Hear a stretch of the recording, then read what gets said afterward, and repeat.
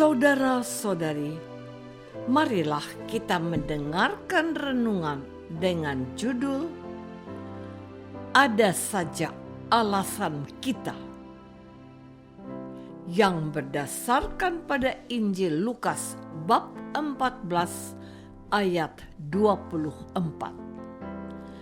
Sebab aku berkata kepadamu, tidak ada seorang pun dari orang-orang yang diundang itu akan menikmati jamuanku.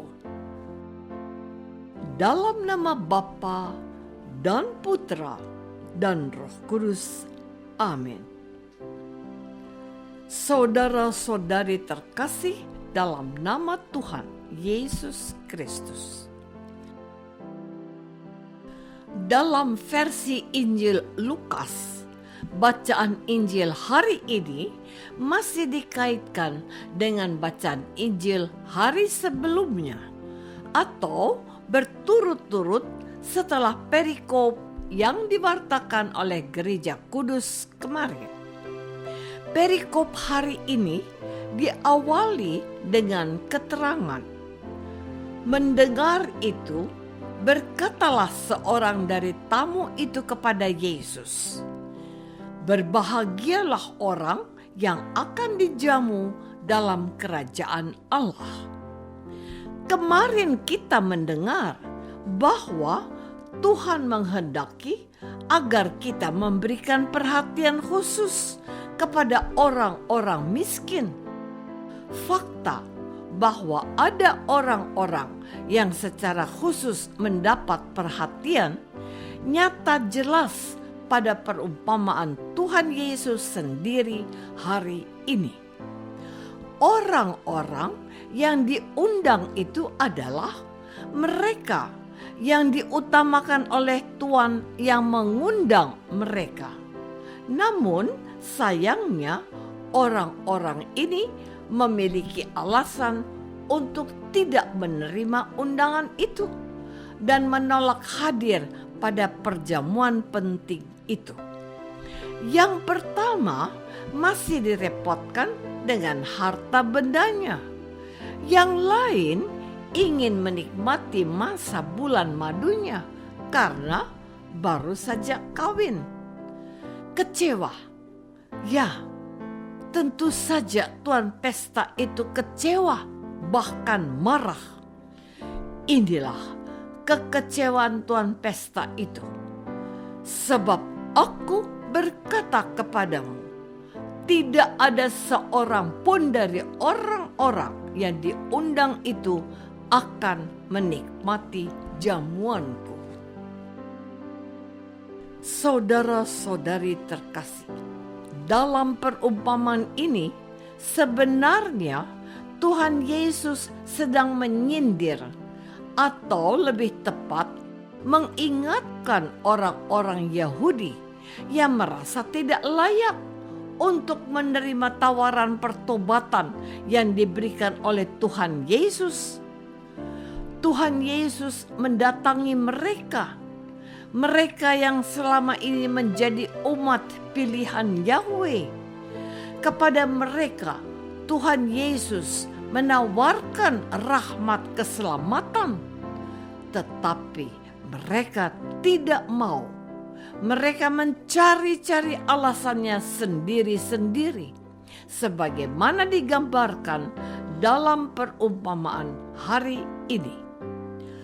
Aku telah membeli ladang dan aku harus pergi melihatnya. Aku minta dimaafkan.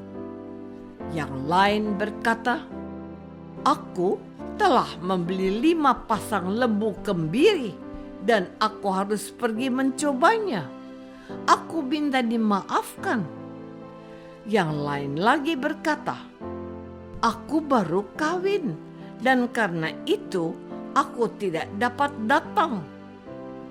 Orang-orang Yahudi yang diwakili oleh orang-orang terhormat seperti orang-orang Farisi, ahli-ahli Taurat, kaum Saduki, dan orang-orang Herodian.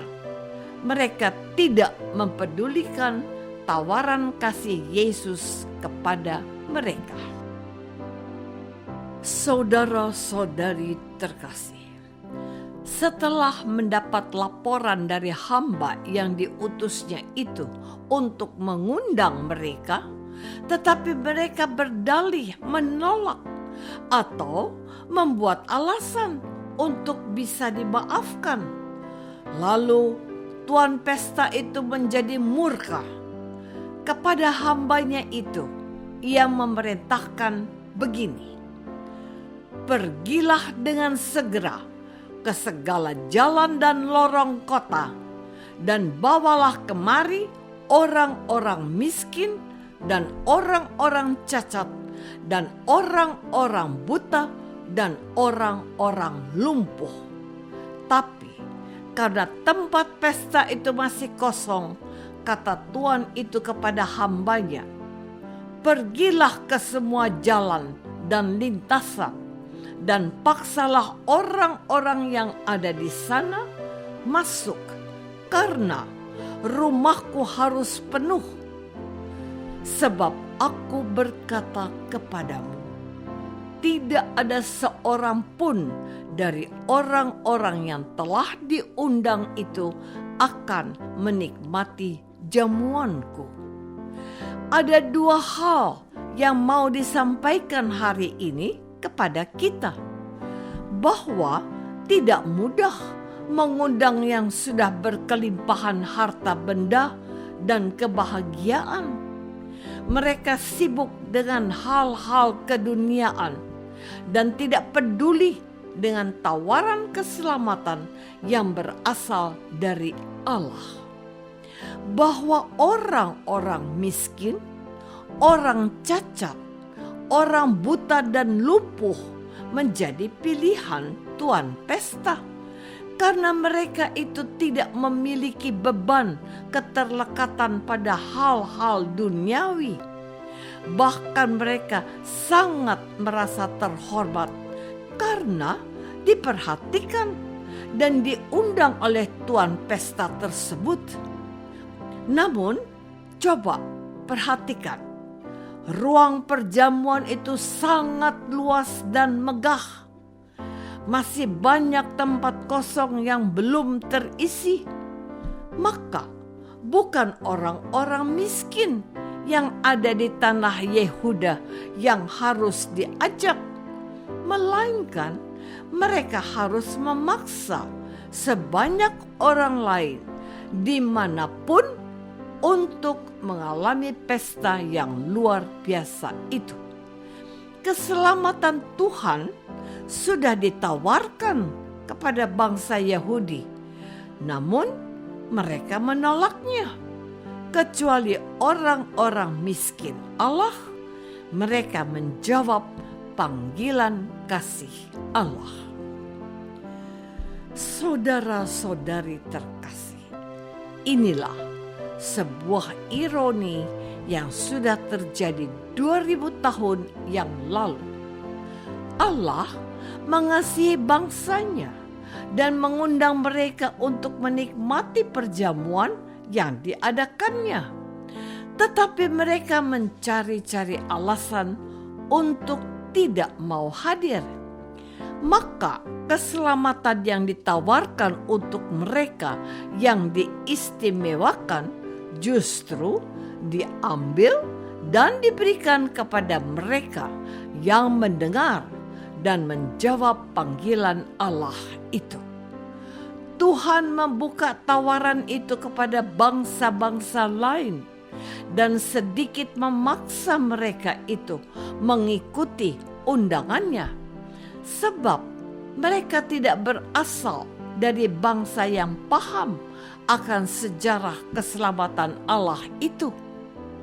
Inilah tantangan untuk kita yang diundang juga untuk datang ke perjamuan Tuhan, sekalipun kita bukan termasuk umat pilihan.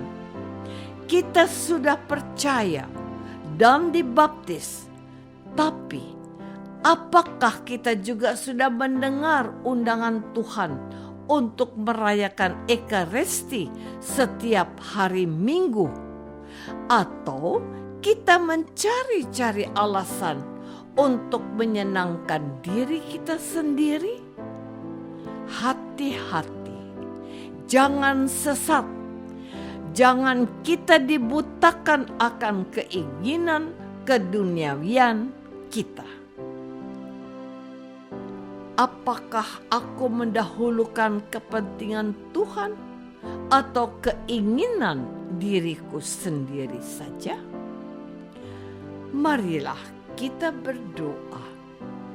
Bapa yang Maha Baik, terima kasih atas teguran-Mu hari ini. Berilah kami hati yang baik untuk memilih kehendak-Mu dan bukan mencari alasan untuk membenarkan diri dan mementingkan keinginan sendiri. Demi Kristus Tuhan dan pengantara kami. Amin. Semoga kita semua selalu dinaungi dan dibimbing oleh berkat Allah yang Maha Kuasa. Dalam nama Bapa dan Putra dan Roh Kudus.